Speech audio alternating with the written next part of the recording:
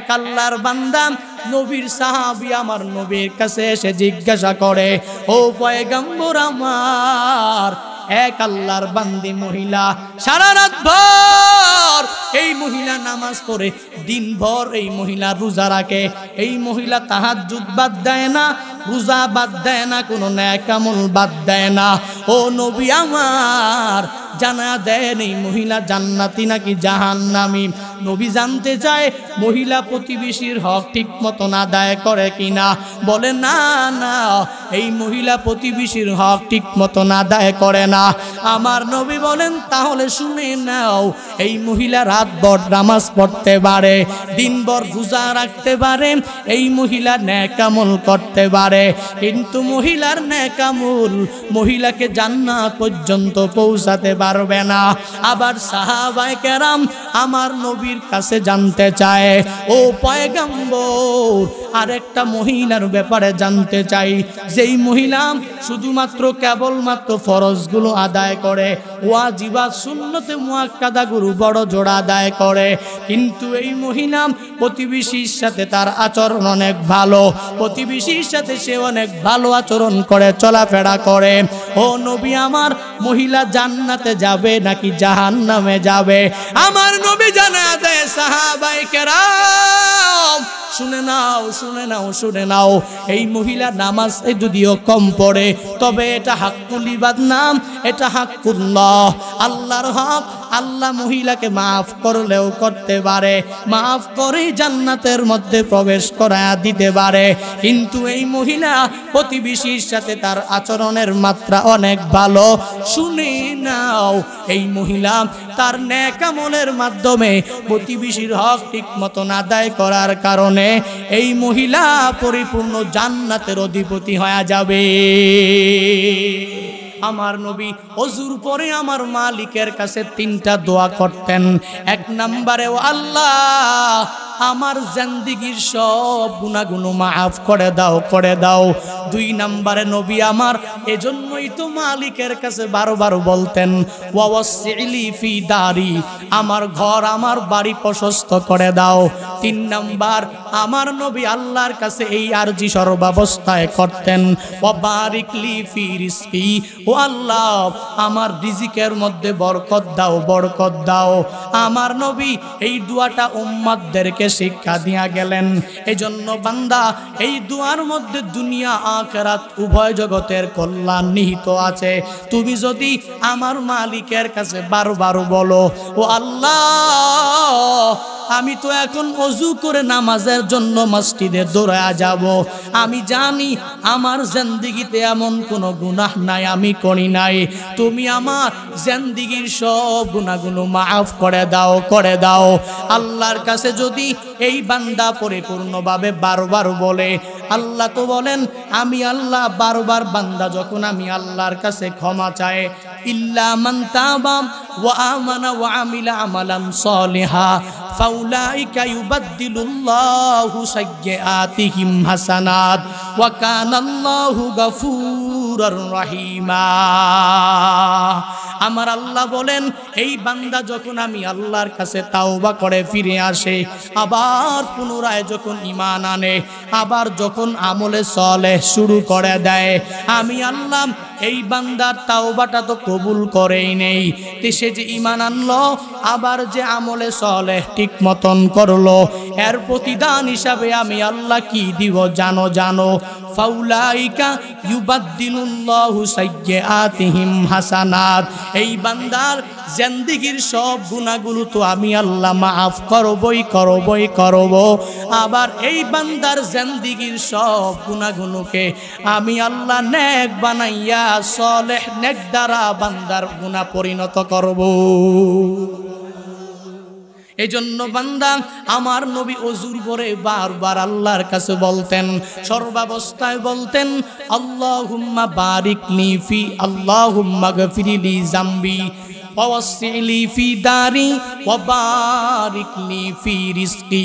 এজন্য পরিপূর্ণভাবে আমার নবী এখানে রিজিকের ব্যাপারে কি চাইলেন? রিজিকের বেশি চাইলেন না যে আল্লাহ আমাকে ধন দৌলত বেশি দাও, আল্লাহ আমাকে সম্পদ বেশি দাও।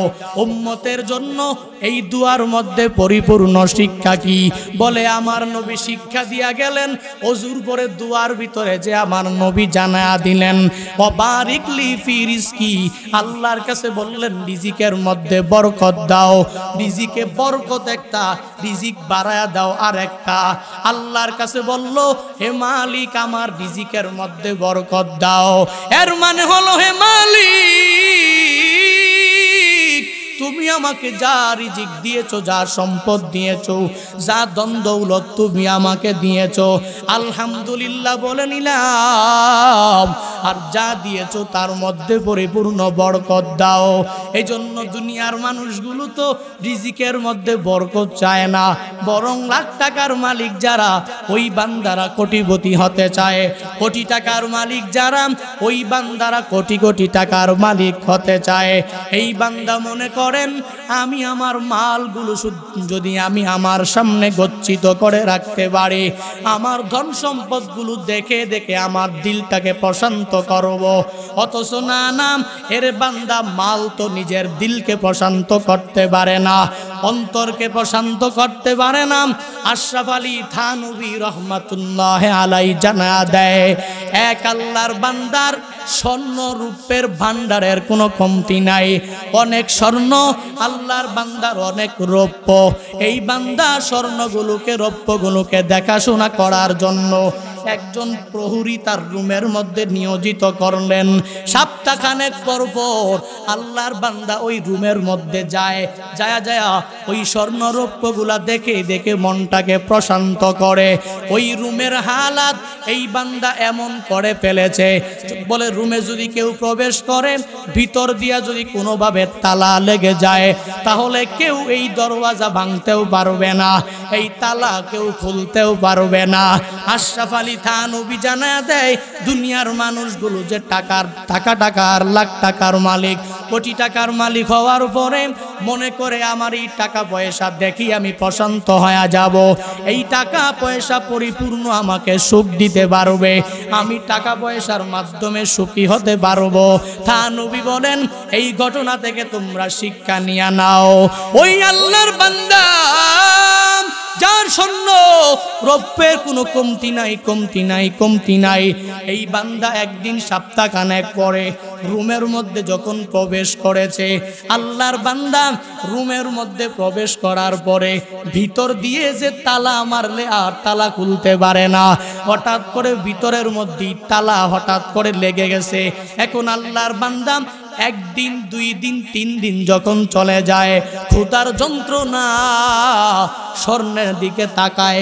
স্বর্ণ তো বান্দাকে ক্ষুধার জ্বালা মিটাতে পারবে না, এই বান্দার রূপ, এই বান্দার ক্ষুধার যন্ত্রণা মিটাতে পারবে না। এই বান্দা শুধু স্বর্ণের দিকে তাকায় আর চিন্তা করে কোত্থেকে আমার খানা আসবে, আমি আমার ক্ষুধার জ্বালা কেমনে মিটাতে পারবো। এই চিন্তা নিয়া স্বর্ণ রূপের উপরে বান্দা বসে যায়। থানভী জানা দেন এই বান্দার এতইটা স্বর্ণরূপ দরওয়াজাও খুলতে পারে নাই, স্বর্ণরূপ এই বান্দার ক্ষুধার যন্ত্রণা মিটাতেও পারে নাই। এক পর্যায়ে আল্লাহর বান্দা এখানেই ধুকে ধুকে ক্ষুধার যন্ত্রণায় মারা যায়। কি বুঝাতে চাইলেন? দুনিয়াতে মানুষগুলো তো মনে করে আমার রিজিক যদি পরিপূর্ণ বৃদ্ধি করে দেয়, আমি যদি পরিপূর্ণ ধনী হয়ে যাই, আমি যদি অনেক বড় টাকাওয়ালা হয়ে যাই, আমি যদি সম্পদওয়ালা হয়ে যাই, আমার টাকা আমাকে সুখ দিতে পারবে। বলে না না, তোমার ধন সম্পদ তোমাকে সুখী করতে পারবে না, তোমার টাকা পয়সা তোমাকে সুখী করতে পারবে না। যদি সুখী হতে চাও এর বান্দা অল্পতেই তুষ্ট থাকা লাগবে।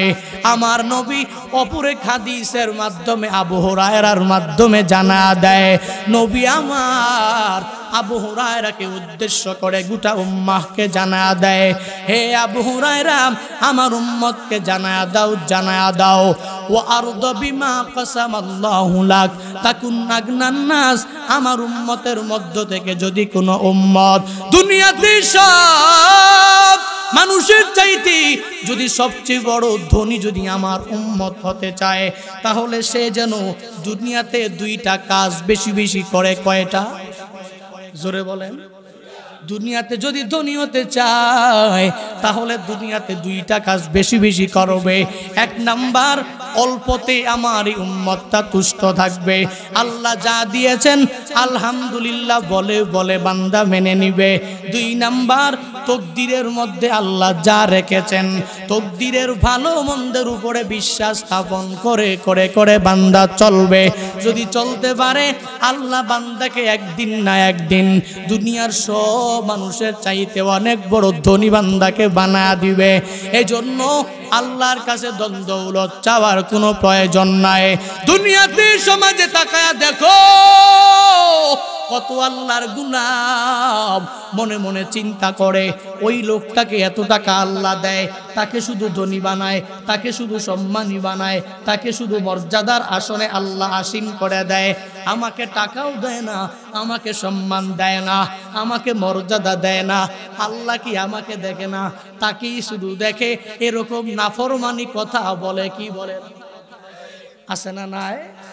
অভাবে তাড়নায় পড়ে পড়ে শুধুমাত্র অমুকে পাইলো, অমুকে খেলো, অমুকে মর্যাদাবান হয়ে গেল, অমুকে সম্মানী হয়ে গেল, আমি পাইলাম না, আমাকে আল্লাহ দেয় না, সম্মান দেয় না, মর্যাদা দেয় না। হেরে বান্দা, না না, আল্লাহর কাছে হায় হতাশ করলেই তো আল্লাহ দিবে না, বরং আল্লাহ যা নিয়ামত দান করেছেন আমার মালিকের কাছে বলা লাগবে, ও আল্লাহ তুমি আমাকে যতটুকু সুস্থ রেখেছো আলহামদুলিল্লাহ, ও আল্লাহ তুমি আমাকে যা ধন দৌলত দিয়েছো আলহামদুলিল্লাহ, ও আল্লাহ তুমি আমাকে যেই যৌবনকালের সময়টা দিয়েছো তা পেয়ে আমি আলহামদুলিল্লাহ। এই বান্দা যদি এই নিয়ামতগুলো পাওয়ার পরে কদর করতে পারে, ধন দৌলত পাওয়ার পর যদি বান্দা শুকর আদায় করতে পারে, তিন নম্বরে যদি বান্দা উপযুক্ত খাতে তার নিয়ামতগুলো ব্যয় করতে পারে, আল্লাহ বলেন লাইন শাকারতুম লাযিদান্নাকুম ওয়া লাইন কাফারতুম ইন্না আযাবি লাশাদীদ। আল্লাহ বলেন লাইন শাকারতুম, যদি তোমরা শুকর আদায় করো, লাযিদান্নাকুম। আল্লাহ এখানে কয়টা তাকিদ আনলেন? এক নাম্বার লাম, দুই নাম্বার নুন, আবার কুম। আল্লাহ বলেন আমি আল্লাহ অবশ্যই তোমাদের পরিপূর্ণ নিয়ামত বাড়ায়া দিব যদি তোমরা শুকর আদায় করে করে চলতে পারো। আর যদি নিয়ামতগুলো পাওয়ার পরে খাওয়ার পরে অস্বীকার করো, আমি পাইলাম না, আমি খাইলাম না, আমাকে দেয় নাই, সম্মান পাইলাম না, মর্যাদার আসনে আসীন হতে পারলাম না, আল্লাহ বলেন রে আমার বান্দা বান্দির দল, আমি আল্লাহ তোকে যেই নিয়ামত দান করেছি এই নিয়ামতগুলো পাওয়ার পর যদি তুমি কুফর করো, অস্বীকার করো, আর যদি বলো হায় হতাশ সর্বাবস্থায় করতে থাকো, তোমার নিয়ামত আমি আল্লাহ তো বাড়াবো না, বরং তোমার নিয়ামত তোমার থেকে ছিনিয়ে নিয়া কঠিন আযাবের মধ্যে আমি আল্লাহ গ্রেফতার করে ফেলবো। এজন্য হায় হতাশ করা যাবে? কথা বলেন, হায় হতাশ করা যাবে না। আল্লাহ যা দিয়েছেন আলহামদুলিল্লাহ, আল্লাহ যা দিয়েছেন আলহামদুলিল্লাহ। নবী দুআয় জানে কি বলেন? এক নাম্বার, হে আল্লাহ আমার জিন্দেগীর গুনাহ মাফ করে দেন। হুজুর পরের দোয়ায় নবী বলেন নাই আল্লাহ আমার রিজিক আপনি বাড়ায়া দেন, আমার সম্পদ আপনি বাড়ায়া দেন, বরং না না বারিকলি ফি রিজকি, আমার রিজিকের মধ্যে আপনি পরিপূর্ণ বরকত দান করেন, আমার রিজিকের মধ্যে পরিপূর্ণ বরকত দান করেন। এর বান্দা, দুনিয়ার মানুষগুলো তো মনে করে সম্পদশালী হতে পারলেই সুখী। না না না, সম্পদশালী হলেই সুখী হওয়া যায় না, বরং অনেক গরিব আল্লাহর বান্দা এমনও আছে ডেলেবা, দিন মজুর, দিনে আনে দিনে খায়। ওই ধনী ব্যক্তিটা যেই রকম সুখী তার থেকে হাজার গুণে ওই গরিব বান্দাটা সুখী থাকে। ঠিক কি ঠিক না? এজন্য হায় হতাশ করা যাবে বরং আল্লাহ গরিব বানাইছে তো আলহামদুলিল্লাহ, আল্লাহর কাছে বলবো, আল্লাহ তুমি আমাকে যা সম্পদ দিয়েছো, আমাকে যা টাকা পয়সা দিয়েছো, যা ধন দৌলত আমাকে দিয়েছো, আলহামদুলিল্লাহ। তবে দুনিয়াতেও ধনী যদি না বানাও, আমাকে আখেরাতে তুমি জান্নাতের মালিক বানায়া দিও। তবে ধনী আল্লাহওয়ালা বান্দার আগেই আমাকে জান্নাত দিও। কেমন হবে? বলে ধনী আল্লাহওয়ালা, দুনিয়াতে গরিব আল্লাহওয়ালা। যারা 5 ওয়াক্ত নামাজ আদায় করে কিন্তু ধনী।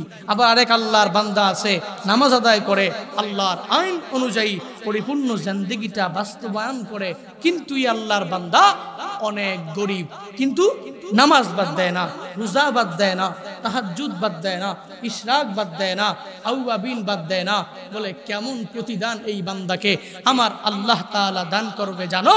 বলে আখিরাতে আমার আল্লাহ বিশাল এক পার্থক্য সৃষ্টি করবে।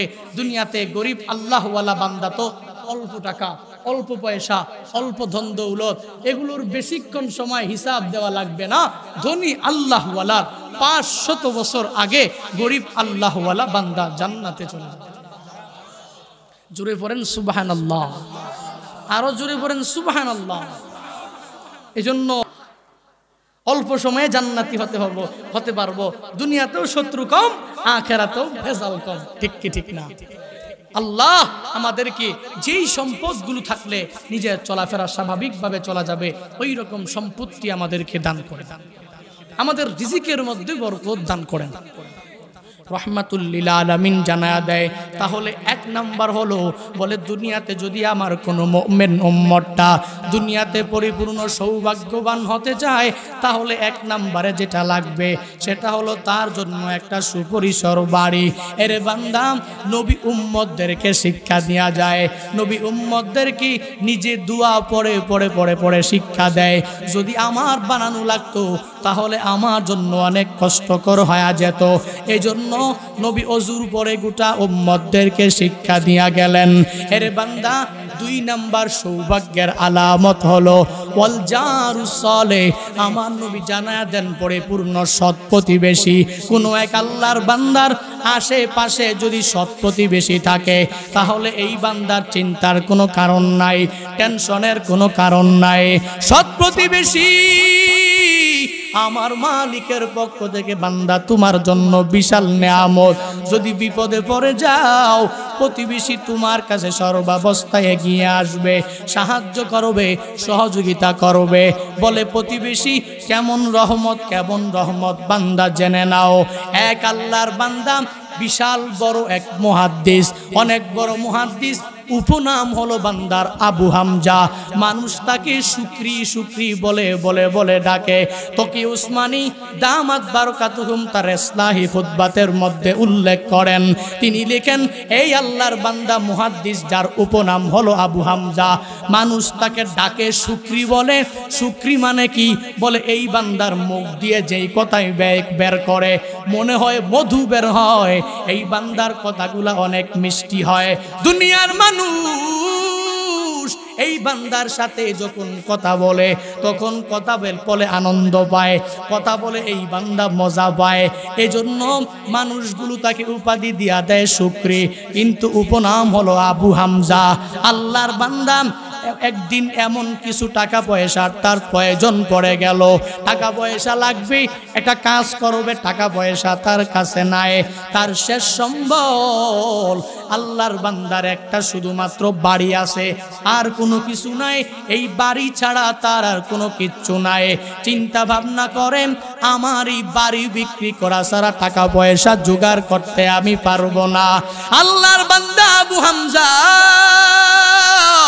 এই প্ল্যান প্রোগ্রাম নিয়ে বাড়িটাকে বিক্রি করে দেওয়ার জন্য যখন ক্রেতাদেরকে ডাইকা ডাইকা তার কাছে আনে, ক্রেতাদেরকে বলে দাম দর করে আমার বাড়িটা তোমরা নিয়ে যাও। যদি নিয়ে যাও, যেই টাকা পয়সা আমাকে দিবা, আমি অন্য জায়গায় গিয়ে আর একটা বাড়ি নির্মাণ করব। আর কিছু টাকা পয়সা দিয়া আমি ঠিক মতন ভাবে আমার ওই প্রয়োজনটা মিটাতে পারবো। আল্লাহর বান্দা তার সঙ্গে পরিপূর্ণ চুক্তিবদ্ধ হয়ে যায়। ওদিকে তার প্রতিবেশীর লোকেরা যখন শুনতে পায় আবু হামজা, যার মুখ দিয়ে মনে হয় মধু বের হয়, কথা বলে মনে হয় মধু বের হয়, এই আল্লাহর বান্দা নাকি এই এলাকা ছেড়ে অন্য এলাকায় বাড়ি করবে, এই এলাকা ছেড়ে সিঁড়ি অন্য এলাকায় চলে যাবে।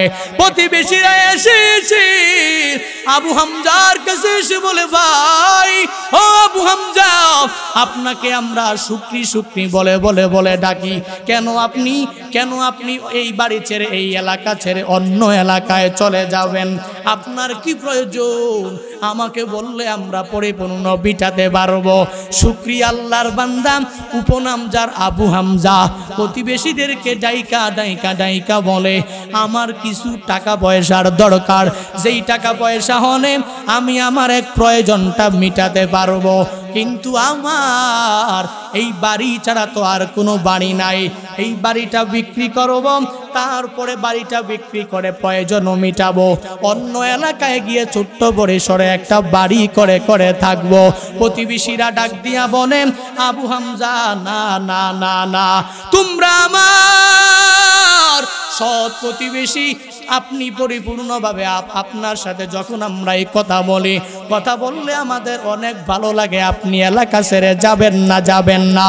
আমরা প্রতিবেশীরা সবাই মিলে আপনাকে যেই প্রয়োজন মেটানোর টাকা, এই সব টাকা পয়সাগুলা আমরা পরিপূর্ণ মিটা দিব, তবুও আমাদের এলাকা ছেড়ে যাবেন না। আপনি আমাদের সৎ প্রতিবেশী, আপনি থাকলে আমাদের অনেক ভালো লাগবে। এজন্য বান্দা, আমার নবীও তো এজন্যই তো জানায়া দিলেন সৎ প্রতিবেশী তো একটা বান্দার জন্য সৌভাগ্যবান হওয়ার আলামত। বান্দার আশেপাশে যদি কোনো বান্দা সৎ হয়ে যায়, তাহলে চোর যখন চুরি করতে আসবে, ডাকাত যখন ডাকাতি করতে আসবে, সন্ত্রাস যখন সন্ত্রাসী করতে আসবে, এই বান্দা ডাক দিতে দেরি, প্রতিবেশীরা সবাই মিলে সাহায্য করতে সবাই এগিয়ে চলে আসবে। এরে আল্লাহর বান্দা, এজন্য নবী সৌভাগ্যবান হওয়ার আলামত হিসাবে শিক্ষা দিয়া গেলেন। এরে আমার উম্মতের দল, তোমরা যেখানেই বাড়ি করো বা ঘর করো বা আশেপাশে সৎ প্রতিবেশী বানায় নিবা, সৎ প্রতিবেশী দেখে ওখানেই বাড়ি করবা, তাহলেই পরিপূর্ণভাবে সৌভাগ্যবান হয়ে যেতে পারবা। এর বান্দা, দুনিয়াতে তো সৎ প্রতিবেশী পাওয়া বড়ই টাফ। মনে করেন আমি নামাজ পড়ি, রোজা রাখি, নেক আমল করে, আমাকে কে আটকাবে? এই বান্দা প্রতিবেশীর সাথে ভালো আচরণ করে না, দেখলেই কেন যেন নিজে ধন-দৌলত বলা হওয়ার কারণে কেমন যেন উল্টু চোখে চোখ আর করে তাকায়। প্রতিবেশী গরিব, সালাম দেয়, সালামের জবাব নেয় না, অথচ বান্দা তো জানে না প্রতিবেশীর হক বান্দা যদি আদায় না করে, তাহলে তার আমল তাকে জান্নাত পর্যন্ত নিয়ে যেতে পারবে না। এক আল্লাহর বান্দা, নবীর সাহাবী আমার নবীর কাছে এসে জিজ্ঞাসা করে, ও পয়গম্বর আমার, এক আল্লাহর বান্দি মহিলা, সারা রাত ভর এই মহিলা নামাজ পড়ে, দিনভর এই মহিলা রোজা রাখে, এই মহিলা তাহাজ্জুদ বাদ দেয় না, রোজা বাদ দেয় না, কোনো নেক আমল বাদ দেয় না। ও নবী আমার, জানা দেন এই মহিলা জান্নাতি নাকি জাহান্নামী? নবী জানতে চায় মহিলা প্রতিবেশীর হক ঠিক মতন আদায় করে কিনা। বলে, না না, এই মহিলা প্রতিবেশীর হক ঠিক মতন আদায় করে না। আমার নবী বলেন, তাহলে শুনে নাও, এই মহিলা রাতভর নামাজ পড়তে পারে, দিনভর রোজা রাখতে পারে, এই মহিলা নেক আমল করতে পারে, কিন্তু মহিলার নেক আমল মহিলাকে জান্নাত পর্যন্ত পৌঁছাতে পারবে না। আবার সাহাবায়ে কেরাম আমার নবীর কাছে জানতে চায়, ও পয়গম্বর, আরেকটা মহিলার ব্যাপারে জানতে চাই, যেই মহিলা শুধুমাত্র কেবলমাত্র ফরজগুলো আদায় করে, ওয়াজিবাত সুন্নতে মুআক্কাদাগুলো বড় জোড়া আদায় করে, কিন্তু এই মহিলা প্রতিবেশীর সাথে তার আচরণ অনেক ভালো, প্রতিবেশীর সাথে সে অনেক ভালো আচরণ করে, চলাফেরা করে। ও নবী আমার, মহিলা জান্নাতে যাবে নাকি জাহান্নামে যাবে? আমার নবী জানা দেয়, সাহাবায়ে কেরাম শুনে নাও, শুনে নাও, শুনে নাও, এই মহিলা নামাজ যদিও কম পড়ে, তবে এটা হাক্কুল ইবাদ নাম, এটা হাক্কুল্লাহ, আল্লাহর হক। আল্লাহ মহিলাকে মাফ করলেও করতে পারে, মাফ করে জান্নাতের মধ্যে প্রবেশ করায়া দিতে পারে। কিন্তু এই মহিলা প্রতিবেশীর সাথে তার আচরণের মাত্রা অনেক ভালো। শুনে নাও, এই মহিলা তার নেক আমলের মাধ্যমে প্রতিবেশীর হক ঠিক মতন আদায় করার কারণে এই মহিলা পরিপূর্ণ জান্নাতের অধিপতি হয়ে যাবে। আরো জোরে সুবহানাল্লাহ। হেরে বান্দা, কি বোঝা যায়? বলে প্রতিবেশীর হক যদি ঠিক মতন আদায় আমি করতে পারি, তাহলে আমার নেক আমল আমাকে জান্নাতে পৌঁছাতে পারবে।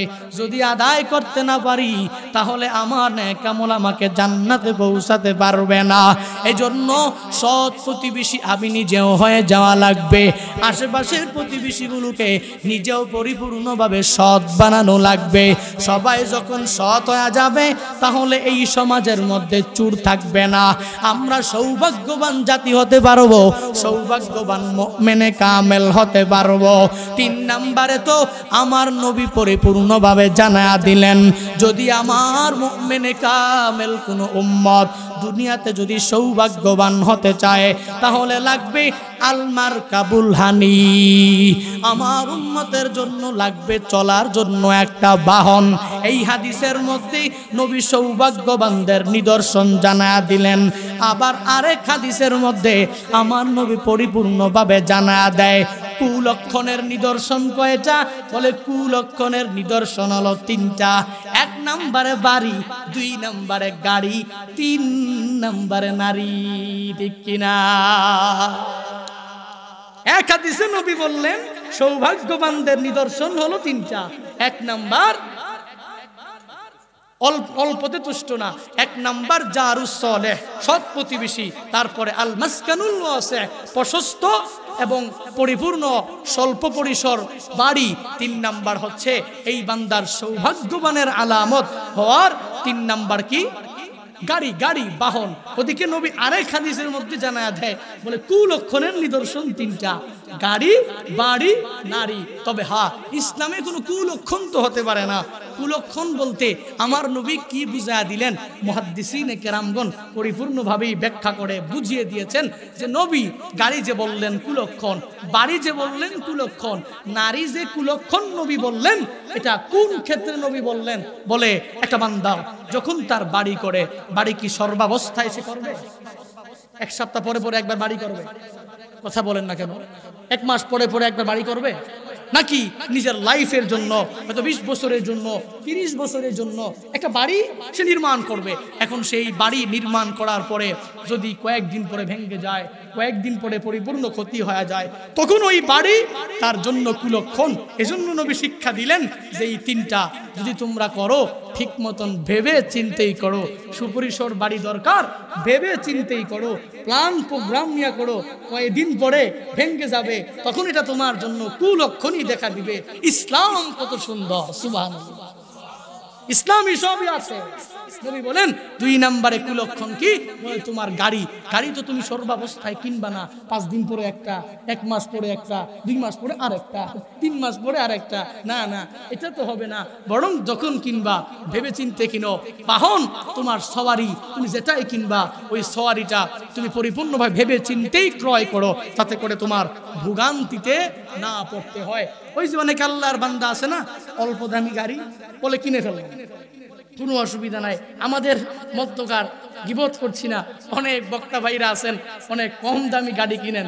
এমন অনেকেই আছে ফেসবুকে রাত 1টা বাজে যাওয়ার সময় পোস্ট দেখি, ওই আজকে গাড়িতে ঝামেলা হওয়ার কারণে বয়ান শেষ।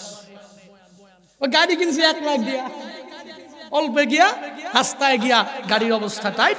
এই বান্দা মাহফিলে যেতে পারে নাই, বিভিন্ন জরুরি কাজ, ওই জরুরি কাজের মধ্যে যেতে পারে নাই। কারণটা কি? বলে নবীর হাদিস যে কুলক্ষণ গাড়ি। কখন কখন কুলক্ষণ? যখন তুমি এটা ভেবে চিনতে না কিনবা, যে কোনো সোয়ারি হোক না কেন, ভেবে চিনতেই ক্রয় করা লাগবে। 3 নম্বরে নারী। নবী বলেন নারীটাও তোমার জন্য কুলক্ষণ। কখন? যদি এক আল্লাহর বান্দার কপালে এক নারী পড়ে যায়, যেই নারী দাজ্জাল, যেই নারী দাড়ি দেখতে পারে না, যেই নারী নামাজ পড়ে না, যেই নারী রোজা রাখে না, যেই নারী নেক আমল করে না, সারা জীবন এই নারীকে নিয়ে তুমি ঘর সংসার করতেছো, কিন্তু এই নারীর কারণে তুমি উঠছো যতটুকু, নামছো আবার ততটুকু। আছে না নাই প্রমাণ? আছে না নাই? ওদিন যাব কক্সবাজার, বাইয়ারে কক্সবাজার, সাথে আমার সালমান ফার্সি দামাত বরকাতুহুম, অনেকেই চিনেন, ভালো বয়ান করেন, বিভিন্ন বিষয় ভিত্তিক বয়ান। তো একসাথে যাব, একসাথেই আমাদের টেকনাফ প্রোগ্রাম। যাচ্ছি, আমাকে এক পর্যায়ে বলতেছে, তুমি বিবাহ করছো কিনা? আমি তো বললাম না, আমি তো আনমেরিড, আমি এখনো বিবাহ করি নাই। তো তাহলে যেহেতু বিবাহ করো নাই, তোমাকে আমি একটু টাকা ছাড়া বয়ান করি। কি ছাড়া? টাকা ছাড়া। টাকা ছাড়া মানি ছাড়া বয়ান করি, উইদাউট মানি বয়ান। এখন টাকা ছাড়া যখন বয়ান করতেছি, কি বয়ান? দেখো, আমি তোমার বিমানের মধ্যেই এই বুঝাই, তুমি তোমার লাইফে অনেক কিছু করে, ত্যাগ করে, পড়াশোনা করে এই যে এতটুকু পর্যন্ত ধরো উঠেছো। হ্যাঁ, তোমার এখন ওঠার পরে তুমি যখন নিকাহ করবা, যখন বিবাহ করবা, যখন ম্যারিড হয়ে যাবা, যদি কোনো ভালো নারী তোমার কপালে জুটে, এই জায়গা থেকে বিমানের উপর পর্যন্ত তোমাকে উঠায় দিবে ওই নারী। তবে হ্যাঁ, যদি তুমি বিবাহ করার পরে ওই মহিলা যদি মন্দ নারী হয়, যতটুকু উঠেছো ওই উঠা থেকে তোমাকে একদম বিমানের নিচ পর্যন্ত নিয়ে যাবে, উপরে আর উঠতে পারবা না। ঠিক কি ঠিক না? যৌক্তিক না অযৌক্তিক? আমার মা বোনেরা বলবে, খাইছে এবার করতে হুজুর আনছে, আগামী বছরে পারলে কোন হুজুর আইনো, পারলে আমার থেকে টেহা নিও, আমি খাওয়া মনে পারলে তুমি রাইন দেখাও। না না না, আপনাদের দোষ বলছি না, বরং আমার নবীর কথা। কুলক্ষণ হচ্ছে নারী, কোন নারী বলে মন্দ নারী। এজন্য নিজের সংস্পর্শে যেই মহিলা থাকবে, চিন্তা ভাবনা করেই নিজে বিয়ে করতে হবে, নিজের সন্তানগুলোকে বিবাহ দিয়ে দিতে হবে। আপনারা চাঁদপুর ফরিদগঞ্জ এলাকার অনেক পাক্কা অনেক এলেমওয়ালা, অনেক আমলওয়ালা, অনেকে অনেক জ্ঞানী মুসলমান আমার সামনে বসে আছেন। আপনাদেরকে বুঝানোর মতো যোগ্যতা আমার নাই। অনেক আল্লাহর বান্দা কত দিবে? 5 লাখ। কত দিবে? 10 লাখ। মায়া কেমন? কালো। অসুবিধা নাই, চালায় যা। বলে কি বলে না? কথা বলেন না কেন? ওই মহিলা তো ঘরে আনলেই শ্বশুরকে আব্বা বলবে দূরের কথা, বরং কথায় কথায় ধমক মারবে। ঠিক কিছু ঠিক। এই জন্য প্রিয় ভাইয়ার আমার, চিন্তা ভাবনা করুন। Ask yourself, ask your brain. নিজেকে নিজে জিজ্ঞেস করুন, আমি যে এই যে খারাপ কাজের মধ্যে নিমজ্জিত হয়ে এটা মন্দ নারী বাসার মধ্যে নিয়ে আসতেছি, আমার শেষ পরিণতি কি হবে? আল্লাহ পাক আমাদের এই কুলক্ষণ 3টা, গাড়ি, বাড়ি, নারী, এগুলো সুন্দরভাবে ভেবে চিন্তে পরিপূর্ণ নিজের জন্য করার তৌফিক দান করেন। পড়েন আমিন। আরো জোরে মন থেকে বলেন আল্লাহুম্মা আমিন। এজন্য আমরা প্রতিবেশীর সাথে ভালো আচরণ করব, আমাদের প্রতিবেশীগুলোকে সৎ বানায় নিব। পারবো তো ইনশাআল্লাহ? অনেকে তো প্রতিবেশীর সাথে ভালো আচরণ করে না, অথচ সাহাবায়ে কেরামরা, একজন প্রতিবেশী, আরেকজন ভাই সাহাবীর জন্য কত ত্যাগ তারা করেছেন, তিতিক্ষা তারা করেছেন। এক সাহাবীর জন্য নিজের জিন্দেগির সব সম্পত্তিগুলো বিলীন করে দিতে চাচ্ছেন, বলে আমার টাকা পয়সা যা লাগবে আমার এই ভাইয়ের জন্য আমি কুরবানি করে দিই। সাহাবায়ে কেরামদের অনুকরণীয় আদর্শ যখন আমি হব, আমার প্রতিবেশীর সাথে আমি খারাপ আচরণ করতে পারবো? কথা বলেন না কেন? প্রতিবেশীর সাথে ভালো আচরণ করা লাগবে। নবীর এক সাহাবী আব্দুল্লাহ আনসারী কেমন সাহায্য করেন, কেমন সহযোগিতা করেন, প্রতিবেশীর হক কেমন ভাবে আদায় করেন। সাহাবায়ে কেরামরা আব্দুল্লাহ আনসারী প্রত্যেক দিন মসজিদে নববীতে যায়, 5 ওয়াক্ত নামাজ আদায় করে, আমার নবীর পিছনে নামাজ আদায় করে। কিন্তু আব্দুল্লাহ আনসারী সবার পরে মসজিদে যায়, সবার আগে মসজিদ থেকে বের হয়ে যায়। নবীর এক সাহাবী আব্দুল্লাহ আনসারী রাদিয়াল্লাহু তাআলা আন মসজিদে নববীতে প্রতিদিন যায়, 5 ওয়াক্ত নামাজ আদায় করে। এই বান্দা নবীর সাহাবী হয়ে নামাজ 1 ওয়াক্তও বাদ দেয় না। তবে দোষটা কি? বলে সবার পরে যায়, সবার আগে আগে আল্লাহর বান্দা মসজিদ থেকে বের হয়ে যায়। আব্দুল্লাহ আনসারীর এই কার্যকলাপ সাহাবায়ে কেরামরা কয়েকদিন অবলোকন করলেন, দেখলেন দেখার পরে সাহাবায়ে কেরামরা আমার নবীর কাছে যায়, নবীর কাছে যাইয়া আমার নবীকে জানা দেয় পয়গম্বর আমার আব্দুল্লাহ আনসারী নামক সাহাবী 5 ওয়াক্ত নামাজ আপনার পিছনেই আদায় করে বা জামাতে পড়ে, তবে সবার পড়ে আসে, সবার আগে মসজিদ থেকে বের হয়ে যায়। ও নবী আমার, কারণটা কি? চলেন চলেন আব্দুল্লাহর বাড়িতে আমরা যাব। আবু বকর, ওমর, উসমান, আলী সবাইকে নিয়া আমার নবী যখন তাদেরকে নিয়ে আব্দুল্লাহ আনসারীর বাড়ির দিকে রওনা করে, আব্দুল্লাহ আনসারীর দরওয়াজার পাশে দাঁড়ায়া আবু বকর ডাকে, আব্দুল্লাহ বাড়িতে আসো কিনা? আব্দুল্লাহর ঘর থেকে কোনো সাউন্ড নাই, কোনো শব্দ নাই। ঠিক একই রকম ভাবে আবার উমর ডাক দিয়া বলে, আব্দুল্লাহ বাড়িতে আসো কিনা? আব্দুল্লাহর ঘর থেকে কোনো সাউন্ড নাই, কোনো শব্দ নাই। আবার ওসমান যখন আব্দুল্লাহকে ডাক দেয়, আব্দুল্লাহ আনসারী বাড়িতে আসো কিনা? আব্দুল্লাহ আনসারীর ঘর থেকে কোনো সাউন্ড নাই, কোনো শব্দ নাই। আমার নবী আবু বকরকে জানা দেয়, এরে আবু বকর, চলো চলো, বোধহয় আব্দুল্লাহ বাসায় নাই, যদিও থাকে মনে হয় বাসার মধ্যে কোনো ব্যস্ততার সময় পার করছে। অন্যদিন আমরা আসব, আমরা আব্দুল্লাহ আনসারীর খবরটা নিয়ে নিব। কেন সেই মসজিদে সবার পড়ে যায়, আবার কেন মসজিদ থেকে সবার আগে বের হয়ে যায়? আমার নবী আবু বকরকে এই কথা বলার পরে আবু বকর আমার নবীকে জানায়া দেয়, না না ও নবী আমার, এটা কোশ্চিন কালেও সম্ভব না। একটু আগেই তো আব্দুল্লাহ আনসারী নিজে মসজিদে নববীটা ত্যাগ করে এই বাড়ির মধ্যে প্রবেশ করেছে। আমার মনে হয় আব্দুল্লাহ ঘরের মধ্যেই অবস্থান করতেছে। নবী বলে, না না, 3 বার ডাক দিয়েছো, আর ডাক দেওয়া লাগবে না। এরে আবু বকর, চলো চলে যাই। আবু বকর, উমর, উসমানকে নিয়া নবী যখন মসজিদে নববীর দিকে রিটার্ন চলে যাওয়ার জন্য রওনা করে, ওদিকে আল্লাহর বান্দা আব্দুল্লাহ আনসারী ঘর থেকে বের হইয়া তাকায়া দেখে আমার নবী এসেছিল।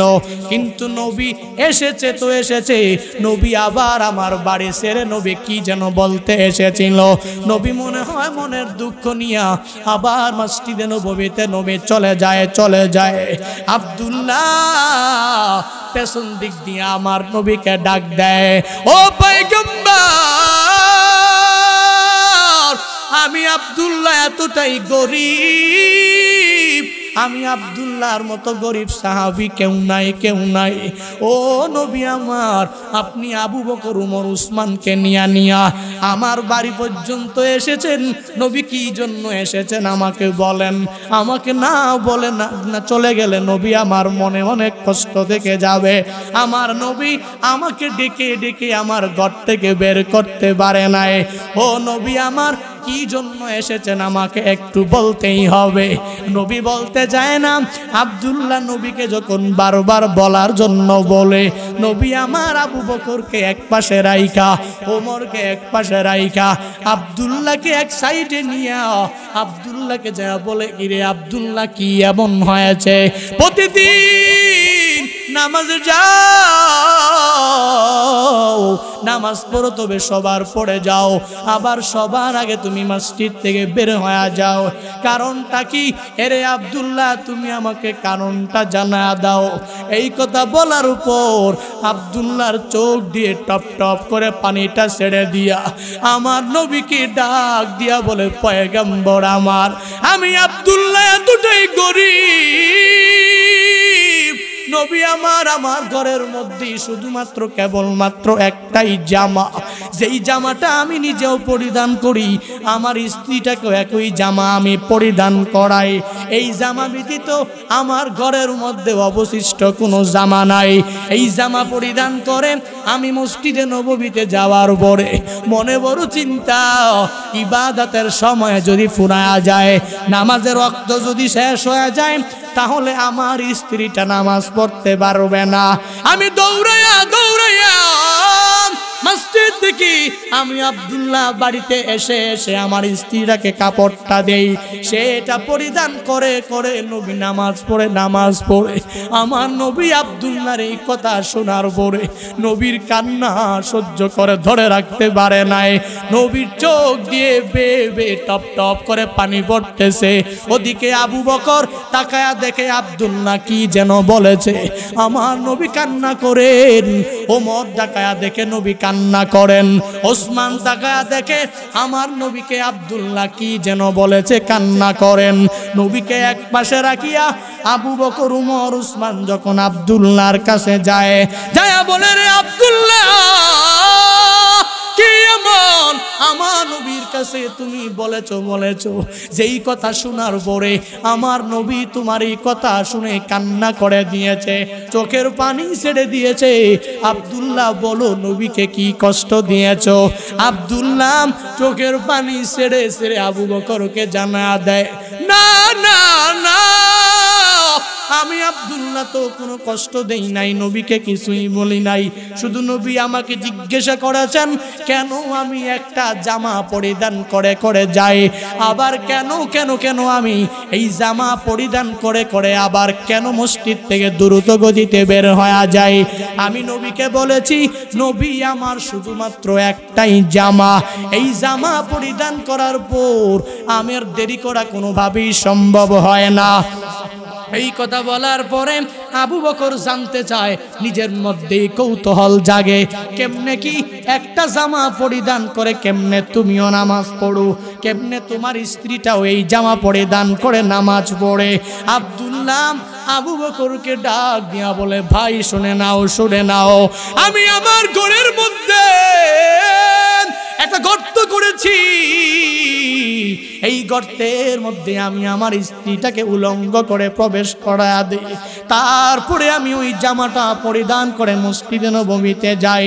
আবার নামাজ যখন শেষ হয়ে যায় আমি আবার চলে আসি ঘরের মধ্যে, আসিয়া ওই গর্তের মধ্যে আমি নিজে উলঙ্গ হয়ে প্রবেশ করি। তারপরে আমার স্ত্রীটাকে আমি একটা জামা আমি নিজে পরিধান করাই, আমার স্ত্রী নামাজ পড়ে। তবু আমি আব্দুল্লাহ আনসারী নবীর মোহাব্বত ছেড়ে নিজের ঘরের মধ্যে নামাজ আদায় করতে পারি না। আবু বকর, ওমর, উসমান শুনে শুনে বুঝে ফেলেছে আমার নবী কেন কান্না করেন, নবীর চোখ দিয়ে কেন টপ টপ করে পানি পড়ে। আবু বকর, ওমর, উসমান দৌড়ায় আমার নবীর কাছে যায় বলে, ও নবী আমার, আপনি কেন কান্না করেন আমি বুঝতে পেরেছি। নবী আপনি কান্না করবেন না, আপনার কান্না তো আমি আবু বকর সহ্য করার কোনো ক্ষমতা নাই। ও নবী আমার, 39 জন যেদিন মুসলমান হয়ে গেল, আপনার হাতে কালিমা পড়ে পড়ে আমি আবু বকর মুসলমান হয়ে গেলাম। 39 জন মুসলমান হওয়ার পরে আমি আবু বকর চেয়েছিলাম বাইতুল্লাহর সামনে দাঁড়ায় আমি খুতবা পাঠ করব, কালিমার দাওয়াত দিব। নবী আপনি চান নাই, তবুও আমি গিয়েছিলাম প্রকাশ্যে ইসলামটাকে প্রচার করার পরে আমি আবু বকরের কি হালাত নবী করেছিল আপনি জানেন। আপনার চেহারা মুবারক দেখে দেখে আপনাকে আমি ফিরা দিতে পারি নাই। নবী আমার জীবনের সব নেক আমল আর সব সম্পদ আমি আপনার ভালোবাসায় ব্যয় করে দিতে পারি। নবী কাঁদবেন না আমাকে বলেন, নবী বলে না, কান্নাও বন্ধ করে না। ওমর যখন নবীকে বলে নবী আপনার গরদান নেওয়ার জন্য, যখন আমি উমর আপনার গরদান নেওয়ার জন্য দৌড়ায় এসেছিলাম, ও পয়গম্বর আপনার চেহারা মুবারক দেখে দেখে আমি ওমর নিতে পারি নাই, বরং আপনার হাতে কালিমা পড়ে পড়ে আমি মুসলমান হয়ে গিয়েছি। ঠিক একই রকম ভাবে উসমান যখন আমার নবীর কাছে বলতে চায়, এই কথা বলার পরে আমার নবী একটু দূরেই তাকায়া দেখে আমার আব্দুল্লাহ আনসারীর বাড়ির পাশে 2 2টা সন্তানকে খেজুরের গাছে বেঁধে রেখে দিয়েছে। নবী আমার ওখানে যায় সন্তানগুলোর কাছে জানতে চায় এই সন্তান তোমরা কারা। বাচ্চাগুলোর কাছে যখন নবী জানতে চায়, বাচ্চাগুলো আমার নবীকে জানা দেয়, নবী আমার আমরা 2 জন আব্দুল্লাহ আনসারীর 2 সন্তান। তোমাদেরকে বেঁধে রেখেছে কেন?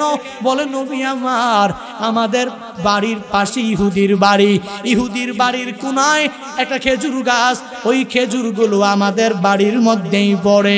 আমরা এই খেজুরগুলো যখন টুকায়া টুকায়া খাইতে যাই, আমার বাবা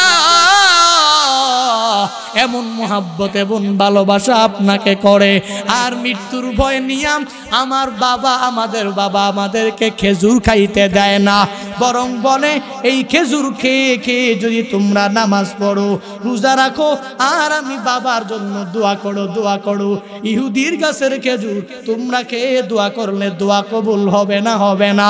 এজন্য আমরা তো ক্ষুধার যন্ত্রণা সহ্য করতে পারি না। ও নবী আমার, আপনি তো জানেন আমার বাবা গরিব, আমাদের 2 জন, আমার বাবা আমার একটা মাত্রই জামা, আপনি এটাও জানেন। এই জন্য আমাদের বাবা আমাদেরকে খেজুর গাছে বেঁধে রেখেছে। নবী আমার সাহাবায়ে কেরামকে বলে, কে আছো এমন এই খেজুর গাছটা ক্রয় করে দিতে পারবা? ওসমানের কথা শোনার পরে, ওসমানের মতো গণিত কেউ নাই, ধনীও কেউ নাই, ওসমান গনি দুনিয়া ইহুদির বাড়িতে যায়। ইহুদির বাড়ির সামনে দাঁড়ায় ডাক দেয়, ইহুদি বাড়িতে আসো কিনা? বলে কে? বলে আমি উসমান। বলে কেন এসেছো? তোমার মতো ধনী তো আমার বাড়িতে আসার কথা না। উসমান বলে একটু বাহির হও, তোমার সাথে একটা মুআমালা করতে হবে। ওই ইহুদি যখন থেকে বের হয়া উসমান রাদিয়াল্লাহু আনহুর সামনে যখন চলে আসে, উসমানকে ডাক দিয়া বলে, কেন এসেছো, কি জন্য এসেছো আমাকে বলো। বলে এই গাছ কার? বলে আমার গাছ। বলে এই গাছটা তুমি আমার কাছে বিক্রি করতে পারবা কিনা? বলে আমার তো বুঝে আসে না, তোমার তো এই মদিনার মধ্যে তোমার তো খেজুরের বাগানের কোনো কমতি নাই, হাজার হাজার খেজুর বাগান তোমার, কেন তুমি এই খেজুরের গাছটা ক্রয় করতে আমার কাছে এসেছো? বলে তোমার বুঝে আসলে আসুক, না আসলে নাই, তুমি বলো বিক্রি করবা কিনা। এবার ইহুদি বলে, পাইছি সুযোগ, একটার বদৌলতে আরো কয়েকটাই চেয়ে নেব, একটার বদৌলতে নিজের জিন্দেগিতে পরিপূর্ণ ধনী হওয়ার জন্য যথেষ্ট সম্পদ নিয়ে নেব। ওসমানকে ডাক দিয়া বলে, এরে উসমান, শুনে নাও, তুমি যদি আমার এই একটা খেজুর গাছ ক্রয় করে নিয়ে যেতে চাও, তাহলে আমাকে 100 খেজুরের গাছ দেওয়া লাগবে।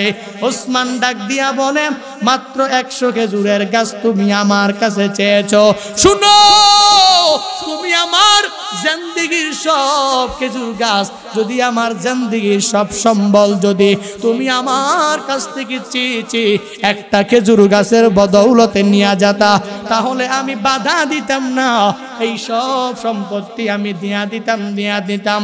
যেহেতু 100 চেয়েছো, যাও আমার ওই বাগান থেকে তুমি নিয়ে নাও, আর একটা খেজুর গাছ আমি ক্রয় করে নিলাম, আমাকে দিয়া দাও। খেজুর গাছ ক্রয় করেন ওসমান রাদিয়াল্লাহু আনহু আমার নবীর কাছে যায়।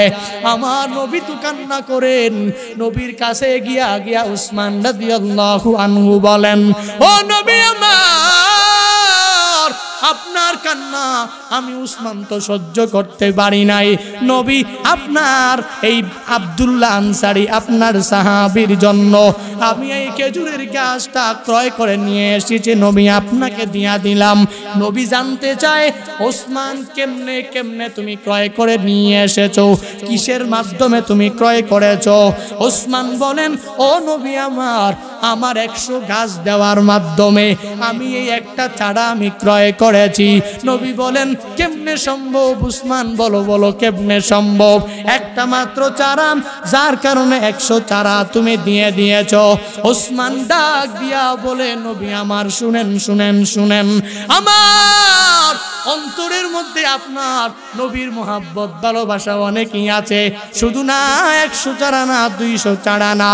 ও নবী আমার, আমি আপনাকে পরিপূর্ণভাবেই পরিপূর্ণ এই কথা বলতে পারি, আমার জিন্দেগির সব সম্পত্তির মাধ্যমেও যদি এই খেজুর গাছটা আমার এক প্রতিবেশী ভাইয়ের জন্য আমার ক্রয় করে দেওয়া লাগতো, আপনার নবীর ভালোবাসা অন্তরের মধ্যে নিয়া আমার আরেক ভাইকে সাহায্য সহযোগিতা করার জন্য আমি উসমানের নিজের জিন্দেগির সব সম্বল ব্যয় করে দিতাম।